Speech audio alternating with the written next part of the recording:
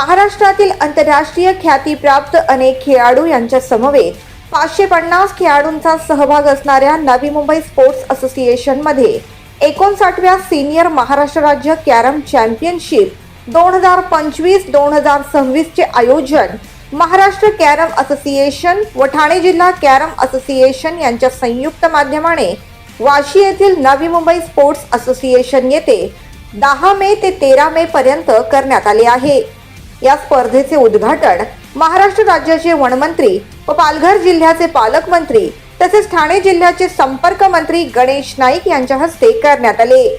यावेळी त्यांच्या समवेत NMSA चे सर्व पदाधिकारी उपस्थित होते। या स्पर्धेच्या माध्यमातून खेळाडूंचे कौशल्य आणि बुद्धिमत्तेचे प्रदर्शन घडणार आहे।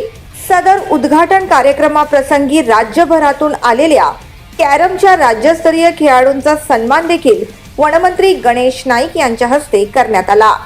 आपल्या संभाषणात वनमंत्री गणेश नाईक यांनी सांगितले की कॅरम आणि बुद्धिबळ खेळासाठी एकाग्रता आवश्यक आहे। ज्याचे मन सुंदर आणि निर्भय आहे अशा माणसांमध्ये एकाग्रता असते।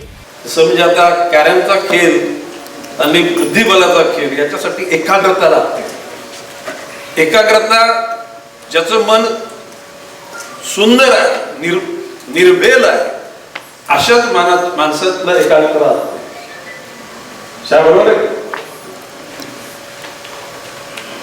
बुद्धिबळ आणि कॅरमच्या खेळामध्ये मी तर काहीच फरक करत नाही।